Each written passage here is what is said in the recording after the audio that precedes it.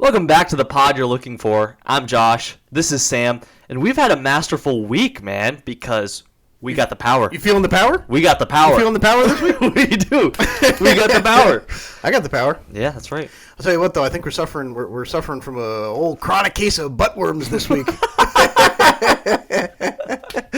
Oh, those! I hate buttworms, those man. pesky buttworms are back. Classic buttworms. Classic. We got a lot to talk about today, dude. We're about to have Moviemageddon coming up. We got Toy Story. We got Disclosure Day. We got Supergirl. Minions. Supergirl. We got, don't forget about Minions. Spider-Man Odyssey. Shine a little light there on Minions. But it all starts here with Masters of the Universe. That's right. Masters of the Universe. The we got a lot of the to summer discuss. grind. We're gonna be doing all that. Yep. Oh yeah. Little piece on news, I think. Yeah. We're doing a bracket today for most rewatchable summer movies. Yeah, that heat is back and it's here to stay. So it's got us in like a summer movie swing of things here. We got a lot to talk about. We're also gonna be doing a few games. We're doing the Wavelength game. I don't know. People might have seen this before. You just taught me this last night. Yes. I just figured this is gonna be fun. So we'll do that later too. Yeah. So a lot of fun stuff for today. Well, let's dive right in. Do we want to go into our one galactic transmission? Yeah, go ahead. Do you want to bring this up? One bit of news. It's less of a specific news piece. Well, I suppose it is, but it's kind more of just an overall discussion. I kind of want to gauge how taken you are by this personally, and kind of get a feel for this. I'm going to rattle a couple numbers off, please, for you. I'm going to start with budgets, and then I'm going to move into box office numbers. I love budgets. The exciting stuff. We're going to budget on the podcast today. Shout out Ethan. Run out of content. No, I just want to read off a couple numbers. Obsession's total budget, $750K. Backrooms total budget, $10 million, roughly. Mando and Grogu had an estimated budget, and I don't even know if this factors in the marketing campaign. This is just the movie. Yep. $165 million. That definitely does not include the marketing. No. It's usually an undisclosed amount that they spent on marketing. Right. I believe it's still yet to be, But it's got to be close to $250. Yes, I believe all things considered, it's closer to that. Yes. Now I'm going to read the global box office return. Oh, let's hear it. Surely it's doing good, right? On a $165 million, not counting the marketing budget, Mando and Grogu has turned globally a $253 million box office return. It's still counting. But on a $165 million budget, it only brought back $250 million. Most movies would dream of that. Most movies aren't spending that much money. Wow. And most Star Wars movies clear this in the opening weekend. Jeez, Force Awakens, I believe it cleared. Is that even going to touch 500? I don't even think it's going to touch 4. That's a tough look, man. Disney might do it, especially because I think you drafted it for this year. Yeah, I did. Well, hold on. All right, so stay tuned. Okay. On a $10 million roughly budget, Backrooms, the total box office, it's only been out for a week. Keep in mind, $140 million globally. Holy cow! Already? Wow. On a box office, on a movie budget, production budget of $750,000, Obsession's global box office and counting, it's $166 million. Dude, that's incredible. It's going to set the record for the biggest budget to box office return. Yeah. That's got to be insane. So, and you know what's crazy about the Obsession thing is because that's all just been word of mouth. That's how you know it's good. Yeah, free marketing. That's the only reason that's been doing well. Free marketing. Yeah, it's literally just you haven't seen Obsession? Which is really cool because honestly the biggest thing we griped about for a while is how it feels like a lot of the movies aren't very original now. Mm-hmm. And a lot of them just feel like they have to be sequels, nostalgia bait. And the whole discussion around cinema, how do you bring in the young audiences? Can I actually say we were at the theater last night for Masters of the Universe. I mean, this movie came out last night. Mm-hmm. Last night was the opening night. Mm-hmm. You've also got Mando and Grogu in theaters and a couple other. You still got things like Michael. And you got all Michael the other, playing. The Scary Movie 6 just came out, I think, as well. Yes, when we showed up to the theater, we were packed in a line for the snacks, and then to get into the theater, we were packed between a group of, I'd say, 20 to 25 people our age or younger, like high school kids. And then there was a line of them behind us. We were the only ones that went into Masters of the Universe. They were all going into Backrooms or Obsession. Mm-hmm. So the discussion is there, and I would like to have it. Mm-hmm. Around the state of not the modern blockbuster, because I think in about 2 weeks with the Odyssey, 3 weeks, 4 weeks, we're about to see that there's no crisis here with the concept of the modern blockbuster. Mm-hmm. I want to talk about Star Wars briefly. Because like this is like a How the Mighty Have Fallen situation if I've ever seen it. This is really quite remarkable. And I would say, I want you to speak more to this because I'm very intrigued. I would say, personally, I'm not the most worried about the state of Star Wars in general because you see things like Maul come out and you see people like clamor for Battlefront 3 and you're like, all right, in these niche areas of entertainment, TV, books, video games, there's a demand for Star Wars. From a movie standpoint, I'm starting to question if Star Wars has any life left in it. Mm-hmm. At least with the trajectory they're headed on. Right. And I'm curious to see where you think, because it seems like the future of cinema doesn't involve Star Wars anymore. Mm-hmm. And that I never thought I'd see the day, let alone 10 years ago, walking into Force Awakens, if you were to tell me that not only would the public demand for Star Wars have dampened, but that it would be completely gone, I would be like, you're living in La La Land. But here we are. Mm-hmm. There's no demand for Star Wars from a movie standpoint. Right.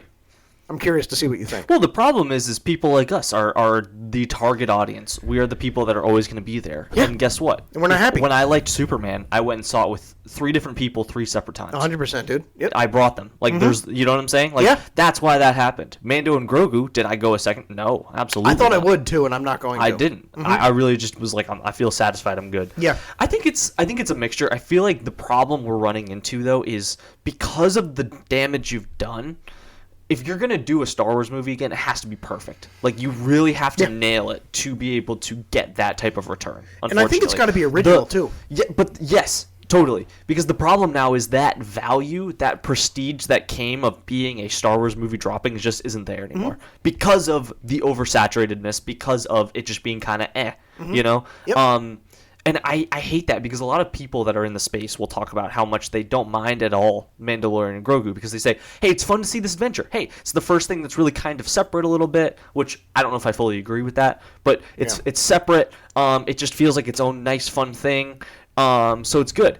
And I say, sure, but like the more movies you drop doing things like that, the more you just dampen everything else. And the more you lose the people that you actually should be appealing to. Yeah, because like you've said before, when you went into the sequels, before Rise at least, they felt like it was a huge deal. Oh yeah, dude. There's just not the whole time been a huge feeling about Mando at all. Yeah. Like no matter when you thought about it, there was never a huge feeling. And you don't like the sequels, but even you like can't deny like there's a huge when feeling they were coming out, it was like I don't care how bad this thing is, I have to. Everyone had to see it. Yeah. Yes. I mean, it's one of the biggest IPs in the world. Right. Right. So like everyone has to see it. Mm-hmm. So the fact that it's not there anymore, just kind of, that's not great, man. I don't know what you can do. I don't know what you could do. Like really, truly, because we've seen with TV, there are avenues they can take, even through nostalgia, like mm-hmm. they tried with Mando and Grogu here. Like there's avenues you can take that people will be receptive to, but there's something about the cinematic experience for Star Wars where people just by default hold it to a higher standard than everything else. Mm-hmm.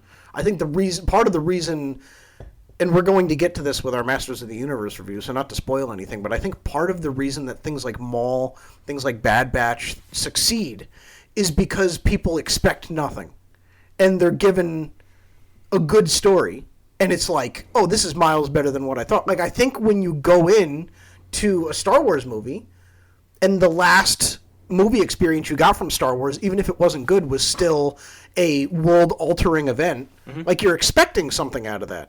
You know what I mean? Yep. And I just don't know where you go from there because in my head, there's nothing they could do unless you do like an Old Republic angle or like jump hundreds of years into the future again. That's the only way you can do it. Where it's 1,000 years before or 200 years after. Right, where it's completely detached. But there's no empire, there's no nothing.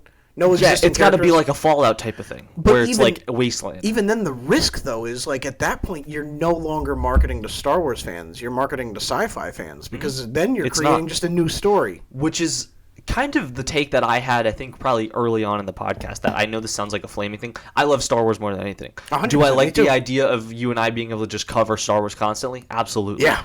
However, the Star Wars universe to me is more a story of the Skywalkers, and I don't think that's a problem here. Like the fact that Star Wars has a hard time with success outside of the Skywalker thing, and also only can seem to do stories about the Skywalker thing, makes sense to me. Because that's the whole point. You build a story that basically the whole universe revolves around them. It's hard to then have something else happen to other people unless it's just a smaller, confined story. You're right. So I just feel like unless you're going to be directly involving them, it's hard to continue Star Wars. And I don't want them to keep doing that. So for me, I mean, as much as this sounds like a loser thing to say, I don't want them to keep doing movies unless you're going to do Old Republic. That's like the only thing I want. Specifically Old Republic. Yeah, like I really don't want to see continuous the movies. Because again, like we talked about the Lord of the Rings thing. Imagine this new one comes out and it kind of stinks. Then they do another one. Like you just lessen the value. There's a reason things like Back to the Future hold so well because you just stuck to the three. You stuck to the three. And that's an amazing point you bring up, is knowing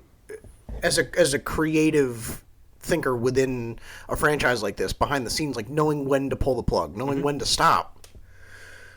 I don't think Star Wars should ever have to stop, but I think it's okay to be like, these movies aren't doing well. Stop making movies for a really long time. Like, stop doing that. Because, like, for a while, the reason... I mean, it's so obvious that at this point the Mando and Grogu thing is continuing because it sells toys. That it's become a problem. Like, people get turned off to that. Can I push back slightly? I think the only reason it's continuing is because they have nothing. They literally have nothing else live action right now going for it. I mean, sit in a room and think for 25 minutes. I know, but like, yes. But the only thing that has any sort of attachment live action right now is that. Yes, the toys things matters too. It's a toy thing, I think. It's a merchandising thing. Yeah, for sure. That's I'm not saying at least a big thing. Yeah, I feel like they literally have nothing else. They don't know. They know what to grab onto right now. Well, it's definitely, it's one or the other. It's definitely, or both. It's a mixture of both, I think. But like, I think, but the thing is, what, like, all that to say, like, when George Lucas was rolling out his original 6 movies, the reason that, like, you were like, oh, he's only creating the Clone Wars show to sell toys, or oh, he's only creating the prequels to sell toys. It's like, well, I mean, there were very clear characters where you're like, that character was clearly designed to sell an action figure, and it's like, you know what, more power to you. Because it feels like these things play a coherent, cohesive role within this larger world. And it feels like every time you create something, create a new character, create a new world, create a new movie, you're pushing the envelope, you're pushing this universe, and you're challenging it in new ways that it's never seen or experienced before. And with Mando, like you said, to your point, when you create a movie or create a show or anything within Star Wars that feels like, we know we have fans that are yearning to be pushed again in a new direction, but we're just going to create this entry-level project for people who don't care about Star Wars. Well, then they're not going to come because they don't care. You know what I mean? Like, if Star Wars has been around for 50 years and you don't have this like inflow of new fans that you want, you're never going to get them, dude. Like, the people that are in are in. You make your stuff for those people. You know what I mean? And if the movie makes 250 million and it's underwhelming, at least you made it.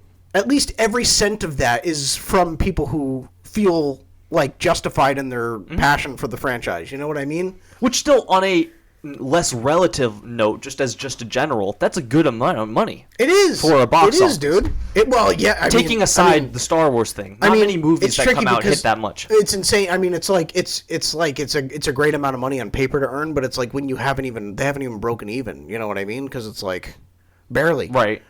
Like, so it's tricky. It's like, I mean, for the Backrooms, that'd be amazing, but it's like... No, I know. When we have live action Lilo and Stitch hit 1.2. Right. It's kind of like, wow. That's exactly right. And it's tricky because you can't even look at that and say, well, it's a new idea, that's why it worked, because Lilo and Stitch was another lazy thing. I think that as much as I love Disney, and I think we both do, and I love Star Wars, I think it's really good for people like Dave Filoni or people like, you know, the people at Disney to have this thing where they're like, all right, like, this isn't a failed IP, but we cannot re-enter this franchise until it's something that's going to bring everybody back.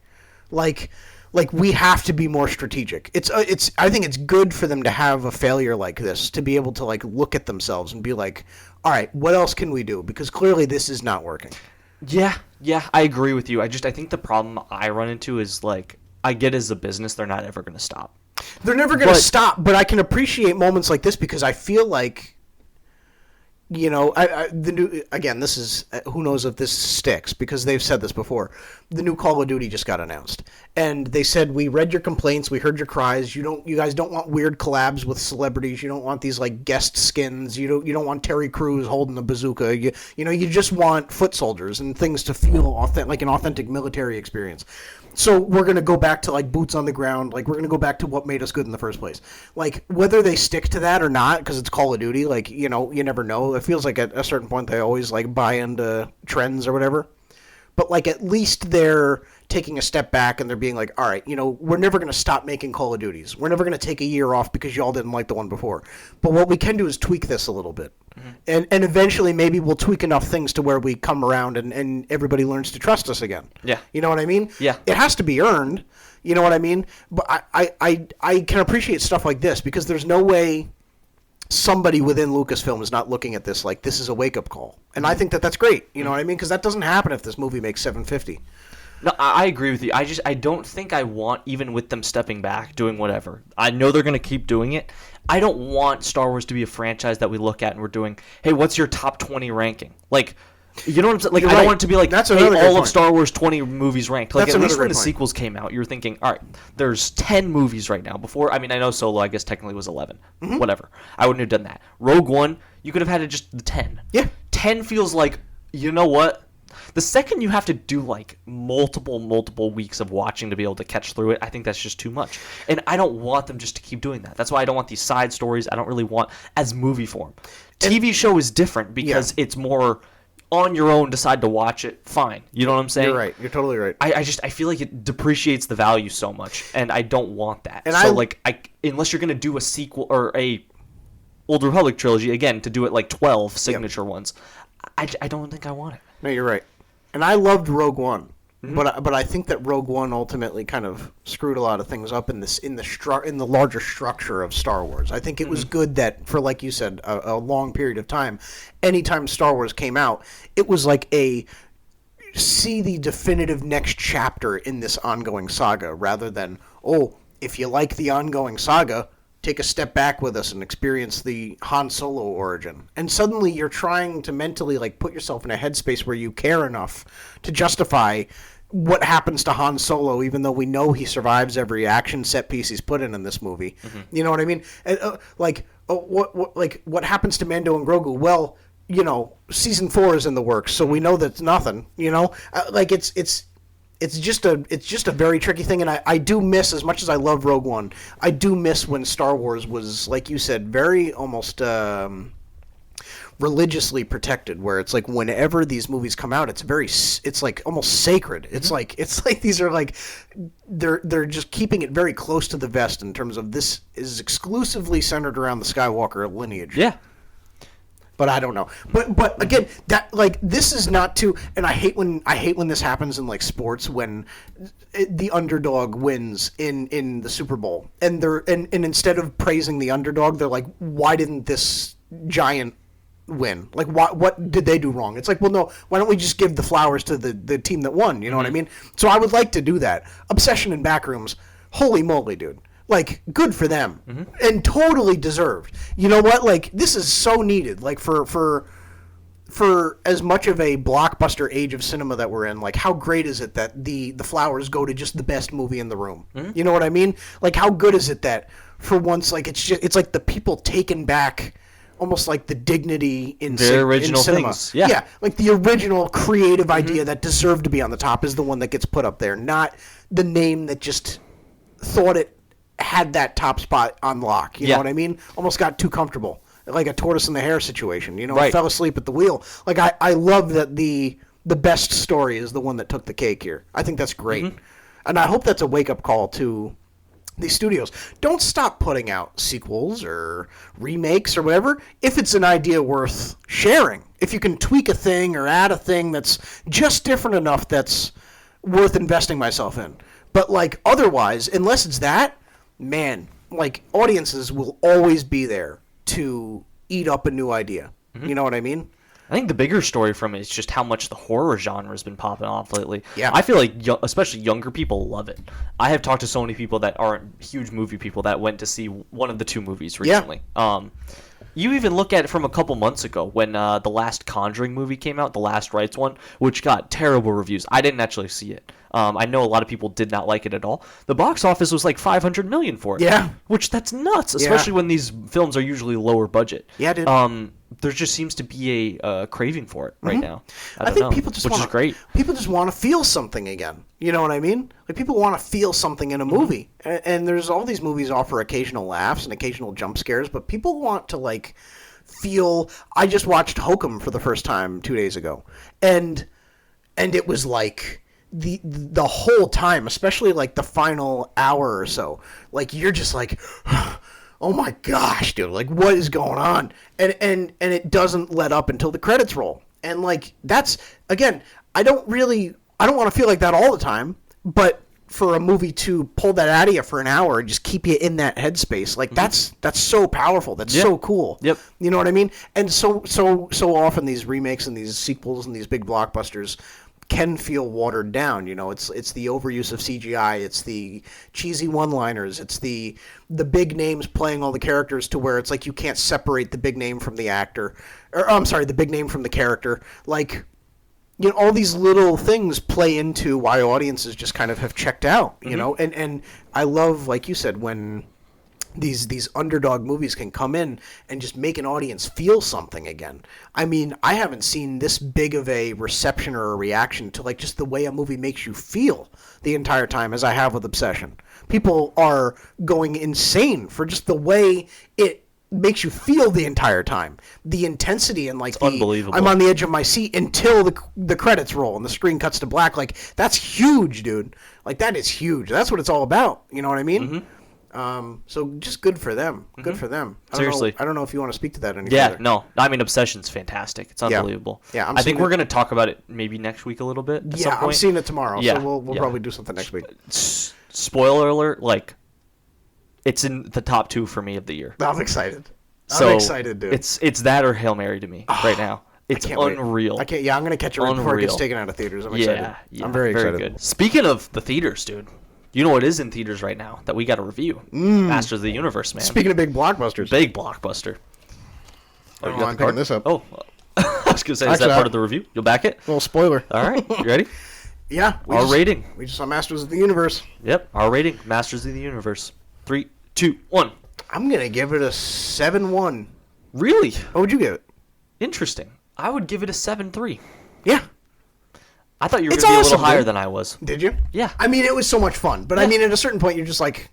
Yeah.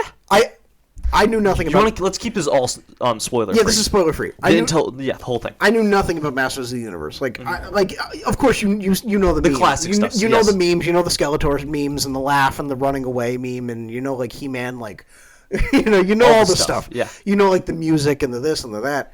But I've never seen like Masters of the Universe content in its entirety, or even more than maybe a clip in my life. So you understand it, but you don't know it. This was my first feature-length exposure to Masters of the Universe. I was discovering this as we went. I didn't look up like IGN recaps or anything. I just like went in blind. Yes. And so this is where it's interesting because the first 10 minutes of it is just a big exposition dump. Yeah. Which is interesting because usually I hate that in movies, but at the same time, I also had no idea. So I'm like, is that a good thing or? Well, so this is what's interesting is not knowing that Masters of the Universe back then kind of like, I mean, you talk about it was made during that era of like 80s camp where 80s content wasn't just very 80s coded. It almost like had settled into its own era so much that it was just like, you know, you could easily, like, your parents will tell you, like, they'd be sitting there watching this being like, you know, this is going to be so poorly aged in a couple of years. Like, you just know, like, it's so specifically 80s. And so this movie plays a lot into its own, like, self-awareness. Without spoiling anything yet, it's very aware of the fact that it kind of the nature of its own existence is like built on the back of like just like being a ridiculous concept with ridiculous just super characters. Cheesy, super yes, all of that. But rather than trying to justify and epicify these ridiculous things and make things more serious or make things more, you know, weighted. it just leans fully into the 80s camp. And it becomes its like greatest strength. Like, I think the ridiculousness of this movie was the best part. And it was Saturday morning cartoons come to the movie theater. Yeah. And I remember when Deadpool came out, it came at a time where Guardians had come out. And people were kind of like, all right, like, I love this universe we're building out, but we're kind of getting a little jokey, and I'm getting a little nervous. You know what I mean? Because I really like how we're like setting, like, you're able to find a line where it's not Christopher Nolan Batman serious, but it's also light enough that I can bring my kids. But with Guardians, it's like Deadpool. well, no, like to the MCU. You know what I mean? Yeah, but, I know. And so it's like it's a little weird where it's like I don't get too goofy on me now because I'm enjoying this. I'm enjoying this world. But then Deadpool came around and it was only jokey and it was all self-aware. And it was like that whole audience where it's like, oh, so this is how you make it work. Like, if you're gonna be this funny in this genre, you have to be aware of your own. Like, you have to be aware of how ridiculous that's the you only are. way you can play in it. That's the only way this works. You can't make this too serious. You can't make it uber dark. No. You can't, like, try to make it, like, a... What am I trying to say? Like, a genius funny. Like, it's got to just kind of be, like, a stupid funny. It's got to just be ridiculous. Yes. Like, again, not spoiling anything. This is just, like, one simple line of dialogue in the thing. At one point, one character asks another, like, why they should be worried about Skeletor, and they're just like, because he's the bad guy. Like, it's just, like, very self-aware. Yes, yeah. Like, we're worried about it because he's just the bad guy. I think he says that, too. Yeah. I'm the bad guy. I'm a villain. Yeah. Like, just, like, very self-aware. This like, was in the trailer, too, I think, so this is not a spoiler, but the part where he's like, where is my crescendo? yeah, exactly. It's very, like, almost meta. It's not like... It's not like Deadpool where they're like looking at the camera aware of their ridiculousness. Yeah, it's not a fourth wall But it's thing. like within the universe, it's like, oh, we're just afraid of Skeletor because he's the bad guy in the world. Like, he's just the villain. They're playing with, like, our logic. Yeah. Almost. Yes. Yeah. They're not playing with, like, in the movie logic. He was just written that way. Yes. Like, they don't say that specifically verbatim, but it's like, oh, well, that's why. That's how it's supposed to be. You know what I mean? And so, like, it's stuff like that, but it's the entire time. And it kind of unravels as it goes. And so, like, you start out and you're like, you leaned over to me and you're like, I can't tell if they want me to take this seriously or not. In the very beginning. Very beginning, because they sprinkle some jokes in there that are like almost like Phase 4 MCU coded, where you're like, all right, is this just like bad writing? Yes. And you're trying to like make this like a big thing, but it's like you just don't know how to write serious. Like, you don't know how to make a moment, serious, so you're cracking jokes throughout. And then there was a moment around halfway through where you were like, oh no, they just want us to have fun with this. This isn't like a thing.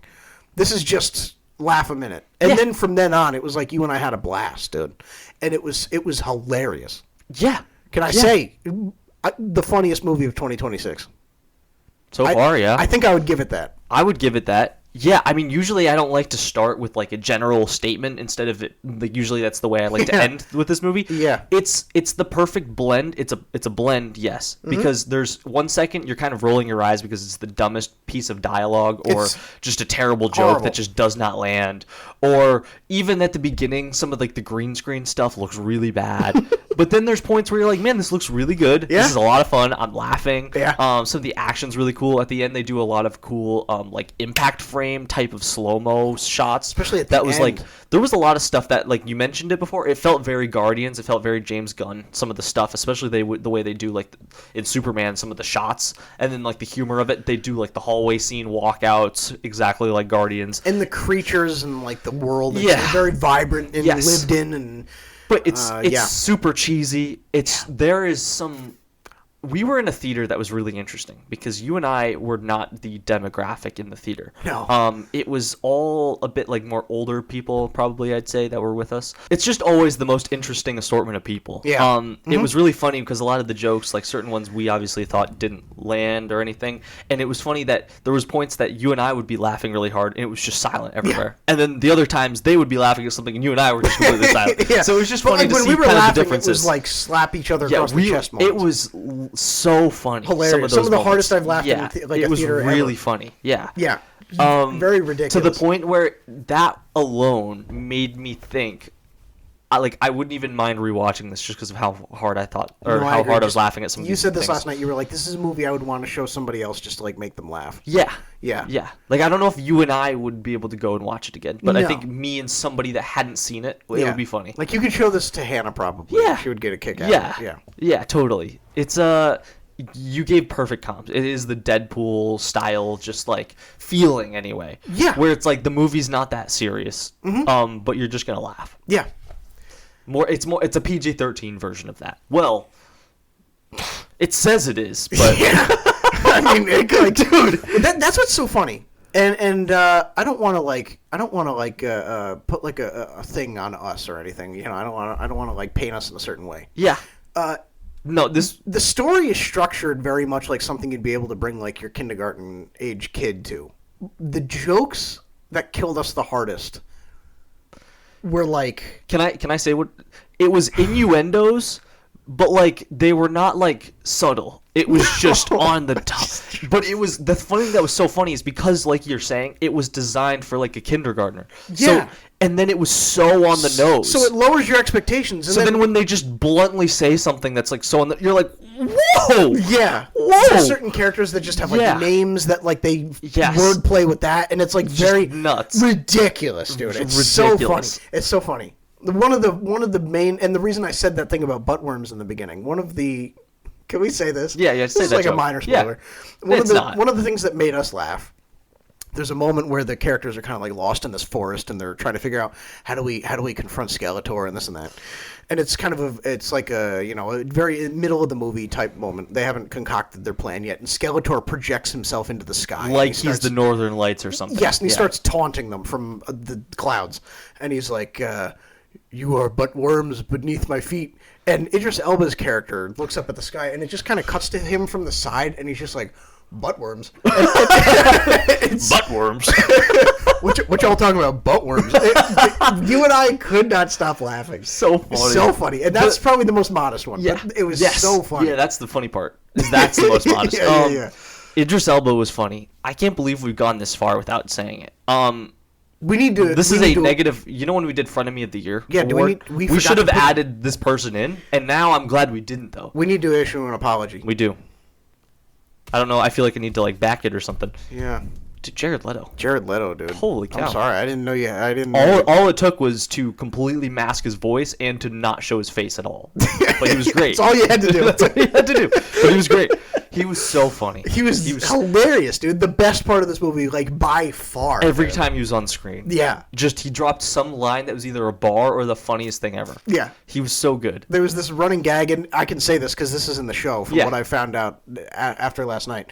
There's this gag where, like, in the original show, Skeletor is known for having this, like, very bubbly, like, laugh that goes on for ages. Like, he'll start cackling, and it's this, like, long drawn out thing where, like, he just doesn't stop, like, evil laughing after, like, announcing his plan or taunting He-Man or whatever. And so they do that in the movie, but there's like several bits where like instead of just like cackling for seconds on end, it'll just slowly like trail off. So like Jared Leto's Skeletor will just start laughing, and then like you just start hearing him get like out of breath, and then like he just is like, And they just keep you in that moment. Like they don't pan away. It's just all the characters are just looking at him. He's just laughing and breathing heavy. And he's like, anyway. it's, But they also do hilarious, enough to dude. make him look really cool. That Yeah. it doesn't feel so ridiculous. Like, it is ridiculous, but they make him still look cool that he's not completely just like this loser. Yeah. Like, he's really cool. Can I say I almost feel like it's a shame. It's a shame that Masters of the Universe is, I mean, it's deep in the pop culture zeitgeist, but it's not like on a Star Wars level No. or something.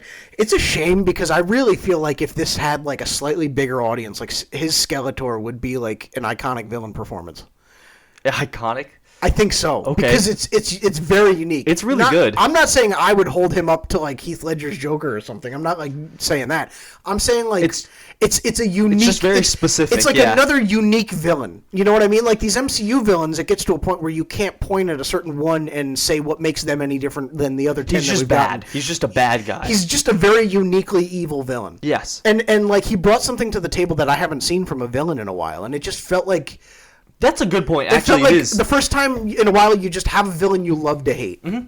Because he's the old school type of villain. Because now, I mean, I love complex villains, but that's a lot of what we do. Mm-hmm. So it is interesting to then revert back almost to just that. Just vanilla, cookie cutter. Just a villain because he likes being bad. Yeah. Yeah, and it's very fun. Yes. You know what I mean? It's been a while since we've had that. And he just enjoys it, yeah. Yeah, it was a blast. It was a blast, you know? Now, I can't say the same for the other Evelyn or whatever. I mean, she was just kind of vanilla. Yeah. But Skeletor was a blast. Every time he was on screen. There were 3 points, I think, throughout the movie where I leaned over. I was like, I need more Skeletor. Like, we got to get through this scene so we can go back to Skeletor. Very I thought it was the way they did the nostalgia bits. Like, I didn't think anything was too much. I thought it was just nice little nods to stuff. Yeah, dude. It was just a good time. Yeah, fun. The score was great. Yeah. Pemberton? Dude, Pemberton is just the man. What's funny is you can actually hear certain motifs that are in Spider-Verse. Like, you can hear his signature things with the way he kind of climbs up before the climax of the track or whatever. Like, very very unique to him. Like, you can hear that, and I was like, I swear I've heard this in a Spider-Verse movie before. Yeah. Yeah, he's the best. I saw a couple of people having problems with the pacing of this movie. I'll say I didn't really bother me at all. Like, outside of the very beginning where it's a little, like, clunky, the second you get out of Earth, which I don't think that's a spoiler, really. I mean, that's just kind of obvious. Yeah. It's in the trailer. Yeah, I think it was just pretty much like there's always something happening. Right. But I enjoyed it. Yeah, me too, dude. It was great. Well, that's good. I mean, I don't even know if we need to go into spoilers. No, I think that was good. Yeah, it was just a great movie. We don't really care. Like a very surprisingly fun movie. There's 3 post-credit seasons, or seasons. What am I looking for? Were there 3? Scenes. Oh, yeah, because right after the movie ended, it, like, jumped back in. There's 3 of them. Yeah. And all of them, I guess they're setting up future stuff. If you're a Masters of the Universe fan, you're going to, like, go nuts. But yeah, you will. We weren't, so we didn't. We went, huh. Yeah. Cool. I mean, it's just a fun movie. I don't know how it's going to translate to multiple more. But... Can I make it? I'm going to make a comp here, and like a definitive comp in my head. This is where I went last night, and tell me if I'm off here. It felt like the Minecraft movie meets Princess Bride. Interesting. Okay. That's what it felt like to me. Okay. Like dumb fun that's like aware of how stupid it is. Yeah. Yeah. It's more like real than the Minecraft movie is for sure. Yeah. Like it's something more substantial than that for sure. Sure. No, of course. Like more creative humor than it just being Jack Black just like diving off of a cliff. Yeah, you're right. Yeah. And like holding Jason Momoa and them grabbing each other. And... I can't wait for the sequel, dude. That's gonna be so stupid. That was that movie. The more like when I go back and look at it, like it's really not that fun. That scene I still think is hilarious. When the two of them are on the elytra and they're just flipping each other around and they're diving through. Coming in hot. Ridiculous. It's just ridiculous. Ridiculous, dude.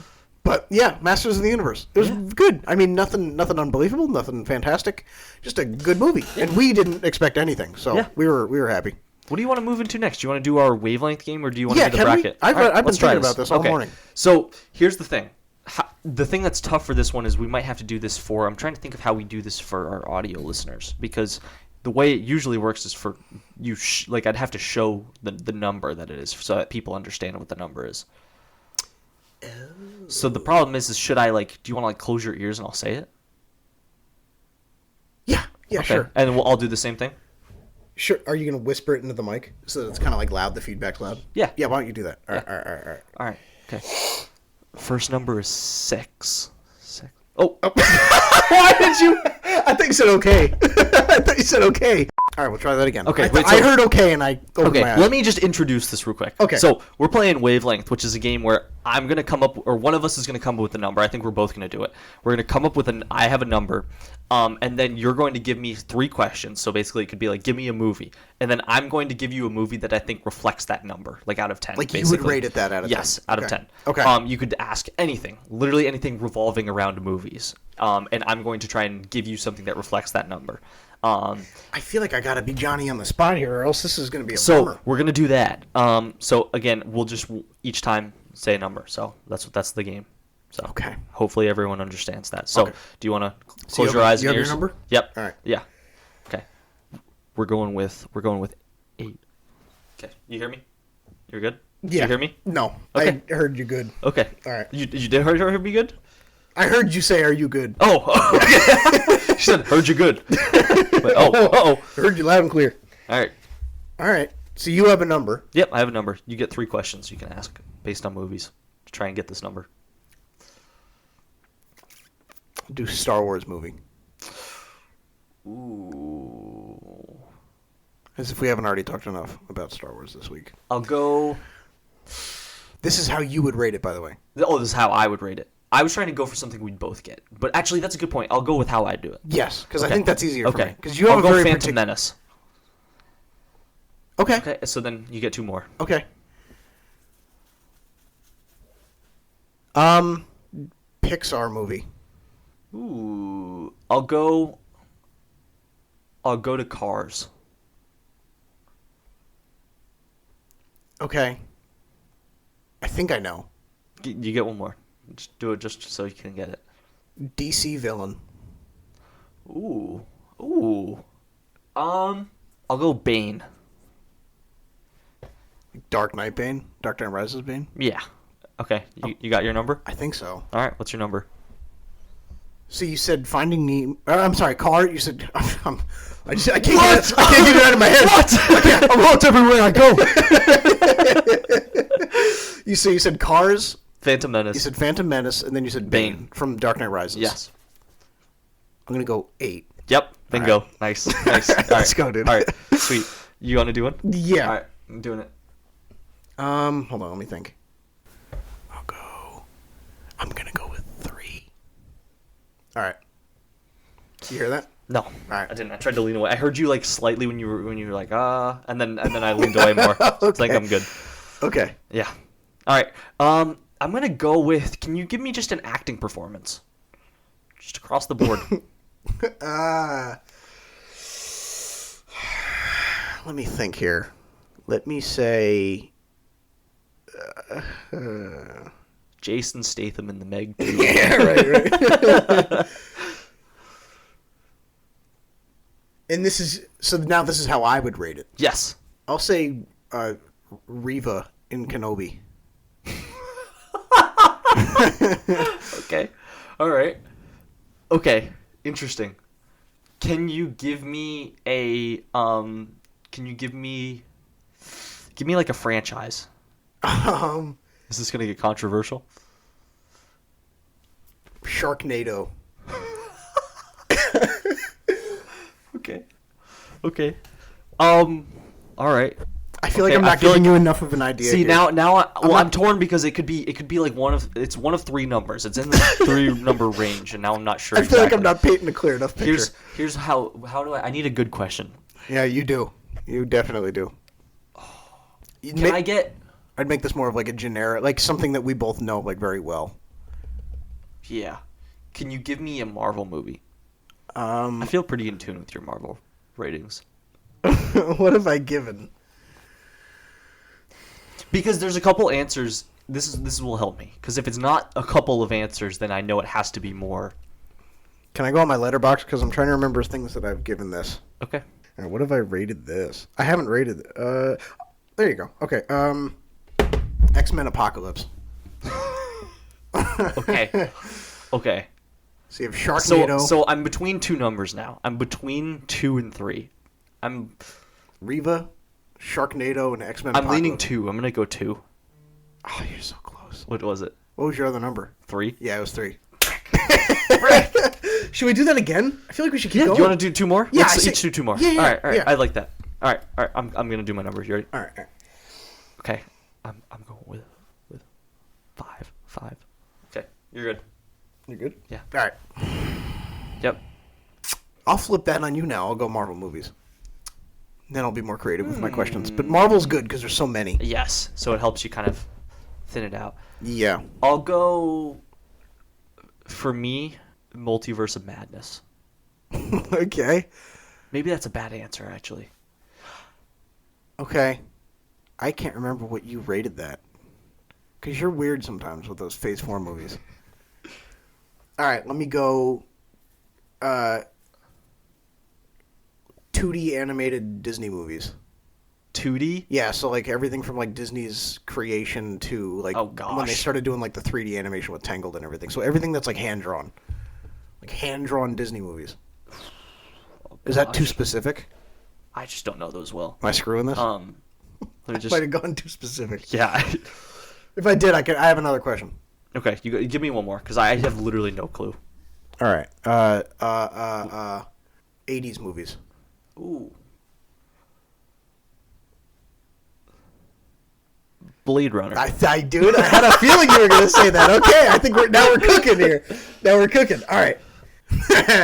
Now I Can you just give me where you're at right now? The numbers, kind of in general, for this last question, because it'll help me with knowing what to answer. So you said Multiverse of Madness, Blade Runner. Blade Runner.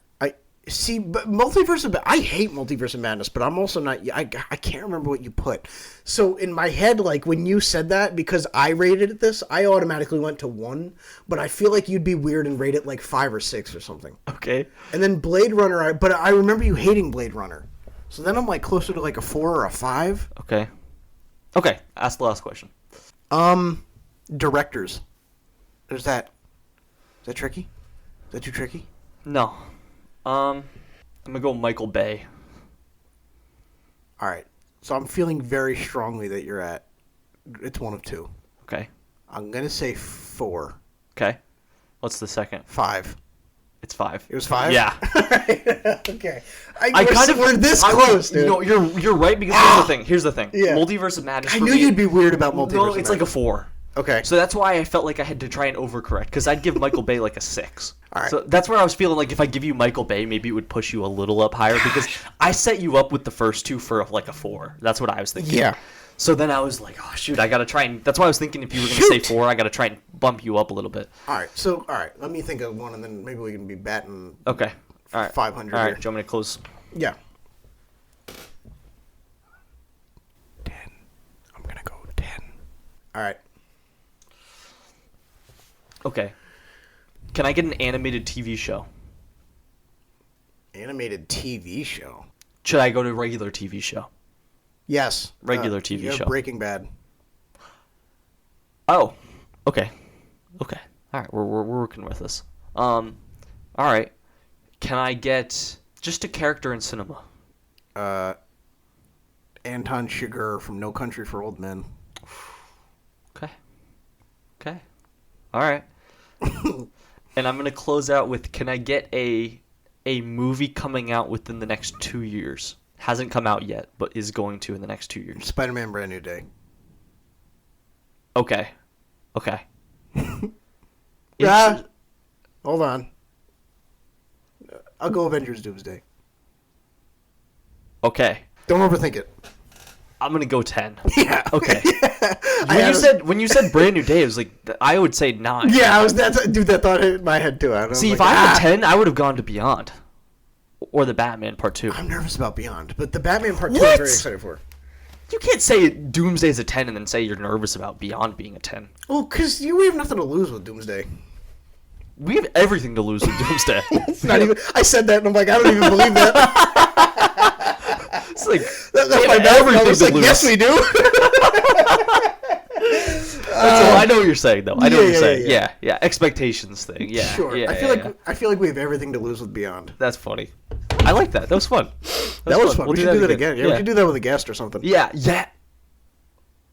I know y'all up. I know y'all up. I think we're doing. I think 2 weeks from today, right? Yeah. We'll be having I think the episode will be dropping 2 weeks from today. I think so. With Light Force. Yeah. Light Force Pod. Lady we Noah. have we have Disclosure Day next week. Then we have Toy Story, and then Light Force. I think it's Light Force and then Toy Story. I think it's Disclosure Day, Light Force. You're absolutely Toy correct. Story. You're We're doing right. a double upload, by the way, for people that writing your notes down. Yep.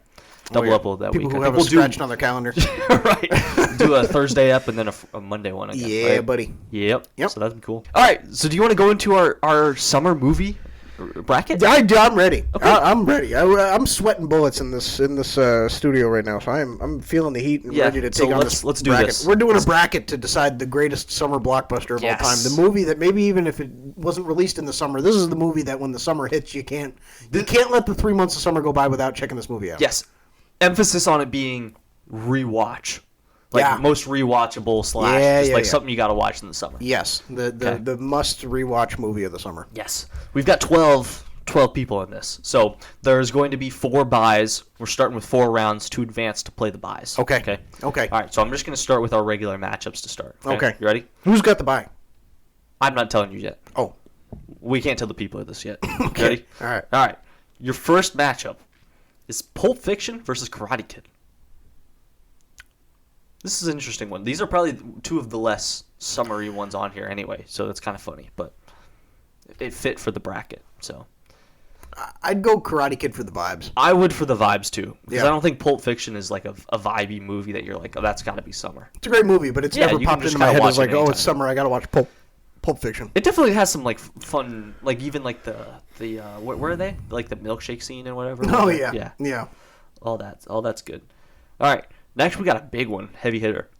Superman versus Top Gun Maverick. Oh, my gosh. And this is Superman 25? Yeah. No, Man of Steel. No. Hey, well, that would actually be harder for me. Oh, you're such a weirdo. You're such a weirdo. Oh my gosh. You know what's fun is the Man of Steel thing. I really don't like that. Is not a movie that bothers me. You know what I mean? Yeah. Like either but the way. love of it bothers you? No, like nothing about it bothers me. I'm very mid on it.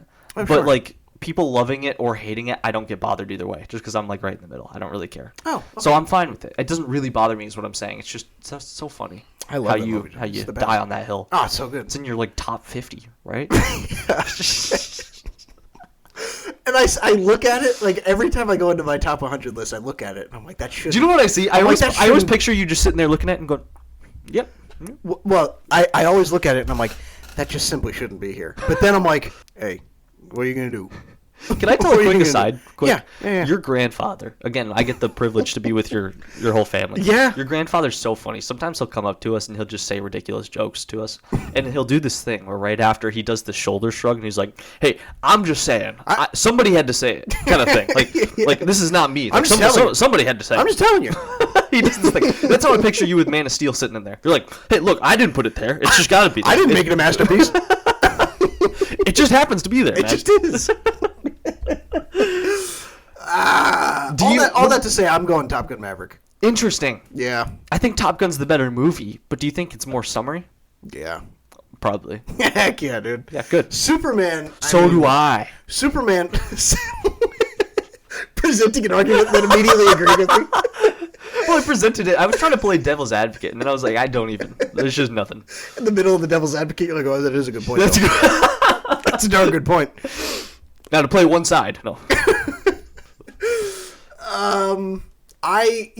Superman gave me good, warm, fuzzy vibes all year round. When the second that came out on digital, I was watching that in the winter, and I felt just as happy watching it as in the summer. It definitely hits more in the summer. Top Gun Maverick, it's like, it didn't even occur to me to rewatch that movie until the warm weather hit. And then I was like, I need to get my Tom Cruise fill again. You know what I'm saying? Mm-hmm. I need that back in my life, dude. Mm-hmm. You just get good vibes, dude. Everyone's sweating bullets. Everyone's playing on the beach. You're right. You're right. Gosh, dude, You're the right. vibes are so high. You're right. Love Top Gun Maverick. Moving on. Next one, we've got Friday the 13th versus Lilo and Stitch. You know what's funny? Hydrogen bomb versus coffin baby. When I put all of them together, a lot of them felt like they were kind of similar vibes. Like the action movie, the next one's really good too. One of them. Yeah, and then this is just Friday the 13th versus Lilo and Stitch. Just two polar opposites.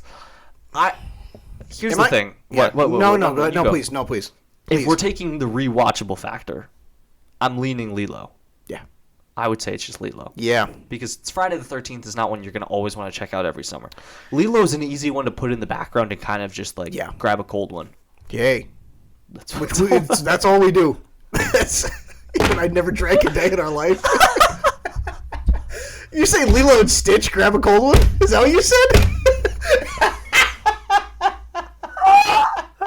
It just occurred to me that you said grab a cold one for Lilo and Stitch.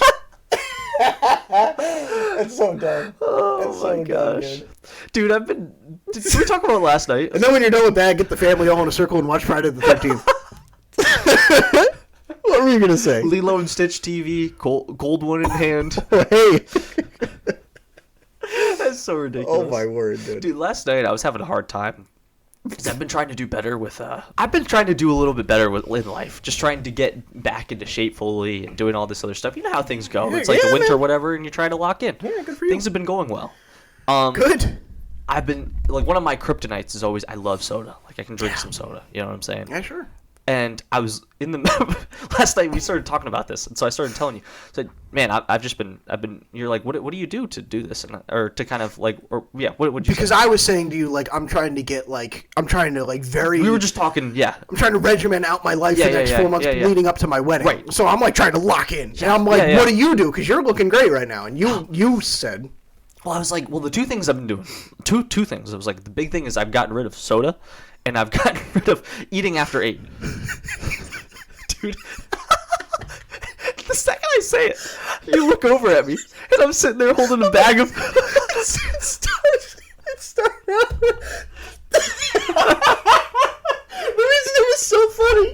The reason it was so funny, and we didn't even acknowledge this last night, but the reason it was so funny, I'm wiping tears from my eyes, is because you said, well, you go, I'll tell you what, I went cold turkey on soda, and then you go, and then no eating after 8, and then just totally nonchalant, you just start rustling the bag of Starburst, and you start digging around, like you just ended the conversation.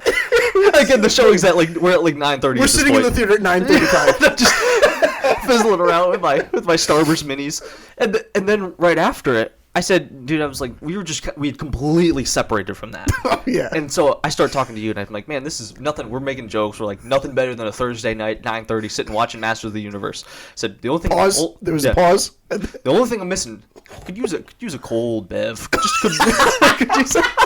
Dude, they immediately right after they put up a Mountain Dew ad. Dude, I felt like an addict. I look over at you like. Sam, I think I said if they put one right in front of me right now, I'd relapse. You go. I might have to step out of here, man. It's just ridiculous. So funny. Anyway, sorry, we didn't talk about that. What were we even talking about? I don't know what we talked about. Lilo and Stitch. Oh, the cold one. The cold one, Lilo and Stitch. The cold one. That was That's ridiculous. Hilarious, dude. That's so funny. I don't know why that got me so hard. That's so funny. Which is hilarious because literally you and I neither of us drink, like at all. I've never drank a day in my life. Which is so funny. You gotta grab a cold one. Oh man, now you're talking. I would say with Lilo and Stitch, I'm gonna actually say this: the live action was one of the better remakes they've done. It was very unnecessary, and I feel like it dampened my fond memory of Lilo and Stitch. Like I feel like it was too much of a good thing. Mm-hmm. Like I liked that it was just a classic that had been untouched for so long. Mm-hmm. And Friday the 13th, I mean, that's been remade countless times. Who cares? But I watched Friday. On the other hand, I watched Friday the 13th a year or two ago for the first time right before Halloween. So I just associate that with Halloween. Mm-hmm. I don't associate that with summer, but I know it takes place in the summer. It gets a little hairy. I could go either way. I could go either way here, but I would probably go Lilo and Stitch. But I will say both have been kind of both don't have a fair shake here. Well, I won't say anything, but I already deleted Friday the 13th. So. How long ago? 10 minutes ago? With that said, Lilo and Stitch is moving on. All right. Talk about the... Sweating so hard. I know, dude. It is roasting in here. Oh, my word. It is so hot. Talk about losing weight before the wedding. I think I've sweated just off the like sauna, 3 right? pounds, Here. dude. Yeah. Seriously. Might have to have a shirtless episode here. All right, we got two older... not older. They're kind of just the mid-2000s classics. Yeah. High School Musical 2, Diary of a Wimpy Kid, The Dog Days. This might be the hardest matchup. This is tough because they're both very similar. And I have very fond memories of these. Let me say something. Let me say something after you. Go for it. Whoa. No, flip it up. Am I going to be allowed to talk? I'm starting to think I can't talk on this podcast. I'd go Dog Days. High School Musical 2 is my least favorite of the three. So... automatically, and I think some of the Diary of the Wimpy Kid movies are just so funny. They're like, again, like talk about the knowing it's ridiculous and playing into the ridiculousness. High School Musical is like, it's like ridiculous, but it's ridiculous for like this sounds awful, but like the people that grew up as like the child actors that were like, you know what I mean? That never made it. Yeah. But like just like in your local community. Yeah. Those people. Sure. But they kind of think there's like an element of like sophistication to it. Yeah, sure. Even though it's like a ridiculous play. I like that. It's kind of how I feel about High School Musical 2. Okay. Am I allowed to talk now? Go ahead. Approved. Approved. I would say I'm going to make a statement here. I'm going to make a crazy statement. I know I don't usually do this. No. If you were to ask me name perfect trilogies in cinema.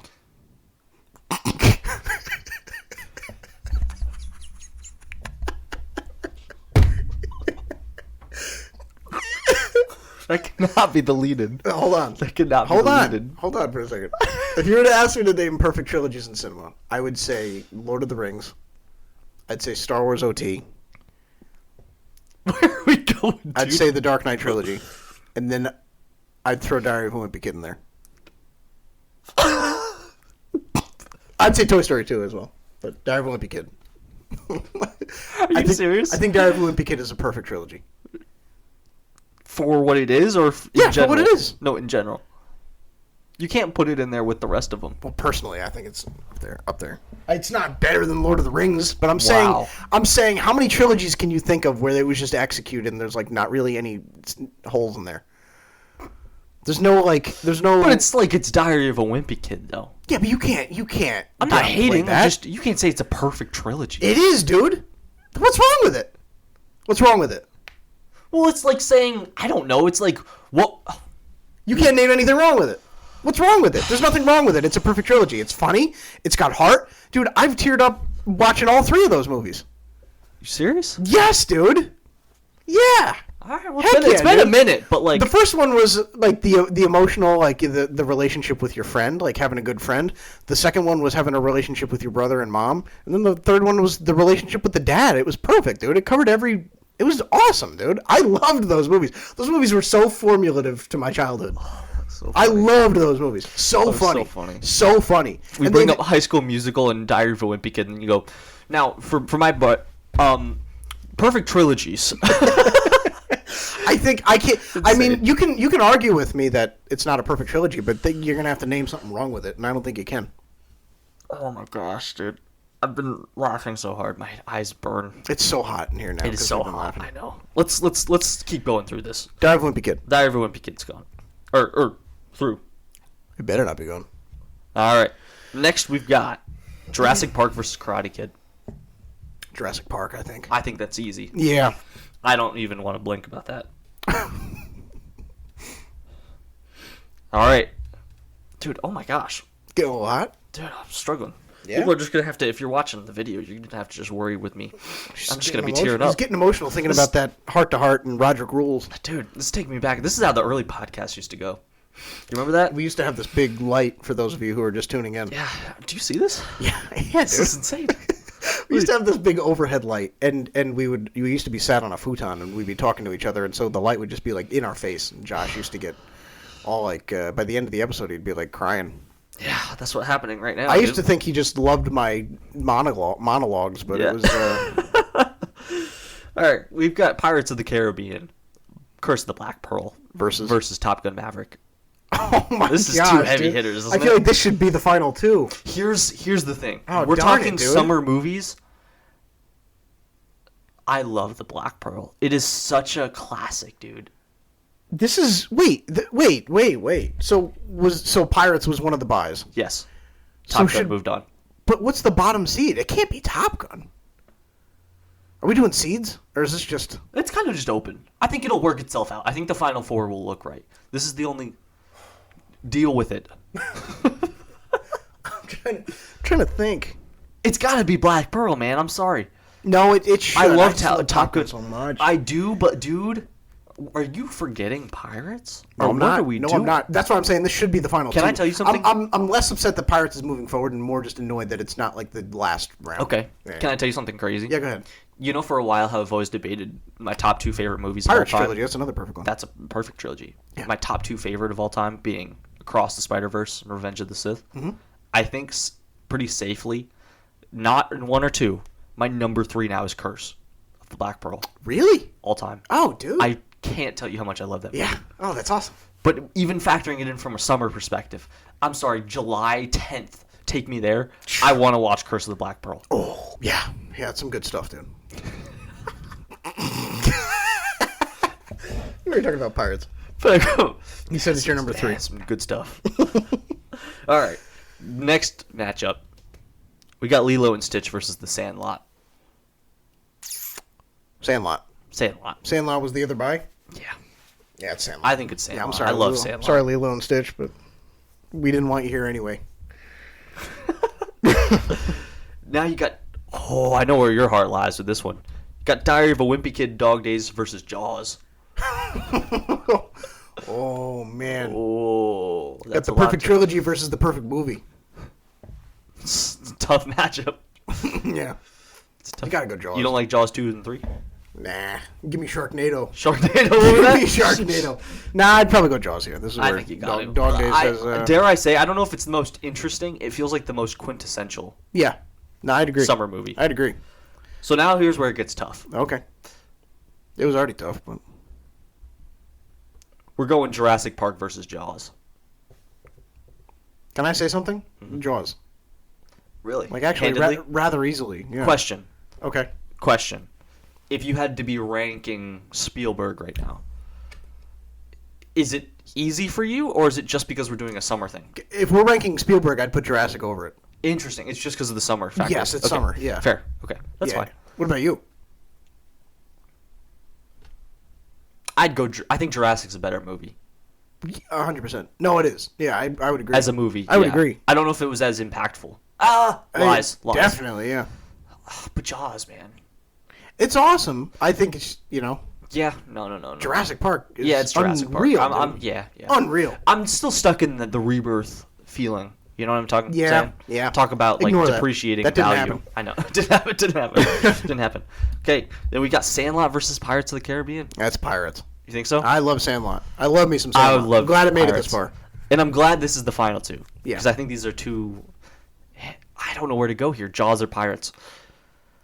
I'd go Pirates. Well, I mean, as a movie, obviously I like Pirates more. But what do you think is the quintessential watch it in the summer?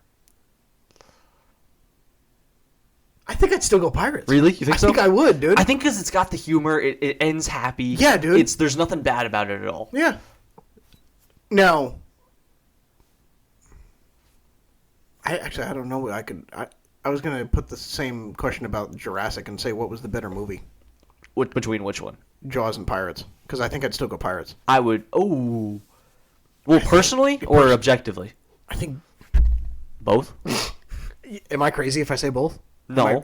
I might be crazy. No. To a lot of people. A lot of it might people be would. nuts. Yeah. But I'm not like a Jaws truther. No. I love it. It's up there for Yeah, me. It's in my top 25, but I just think it's slightly overblown a little bit. Is that crazy? I don't even know. Like I don't even know, dude. I just think Pirates is that much better. Yeah, no, I agree. But I also think people think Jaws is like one of the best things ever. Sure. For its time, sure. Yeah. But like, I don't know. Makes you think. It does make you think. So would you go Pirates as well? You would? Yeah, I'd go Pirates. All right. And the summer There's blockbuster of the year is Pirates of the Caribbean. It's Curse of the Masters Black of the Pearl. Universe. In theaters for about 2 more minutes until they give the theater to Obsession again. Is that everything? Did we cover everything? Yeah, I think so. Yeah? Yeah, you feeling happy? I feel pretty good. We've got some fun stuff lined up, and I think there's going to be plenty of... I wouldn't be surprised knowing our next couple weeks if we have multiple 2-episode weeks, so... Yeah, it might be an insane run. Yeah, so... Well, there's going to be Try plenty not to of talk content. over you so much. I was just kidding. I was just kidding. Dude, there's some episodes where it plays and I'm just like, to myself, I'm like, shut Dude, I do that too. up, I do dude. that too. Yeah. That was last week. There was a last week in the little middle section. We started talking about past goals. I started talking about people coming on and stuff. I just wouldn't stop yapping. Gosh, you it's like, dude, you shut up. wouldn't. But like in every other one, I hate my own, In that one, that was all you. But I'm kidding. Got something right today. At least you got something right. No, I'm only kidding, dude. I'm only kidding. I don't even know what you're talking. What are you talking about? You It were was talking just too the much? middle section. Yeah. Where? What were we talking about? That's just whatever. About what? I don't want to talk anymore. You've done it enough. Haven't you done that enough? What were you talking about? When we were just talking about the pod? Yeah, when we were talking about duct takes and stuff coming on. Oh, dude, and then I give shout outs and stuff. And... That's all good. You wait all week to talk about this stuff. It's all good. You wait all year. That's right. You know what it is? I lick my chops at the idea of like the marketing thing. Like I love when you and I get to like talk about something happening. Yeah. Like I love when it feels like we're just like in this community. Got something going on. Right. Yeah. Anyway. Yeah, man. But I think that's it, man. Hey, there you go. But as always, you are butt worms beneath my feet.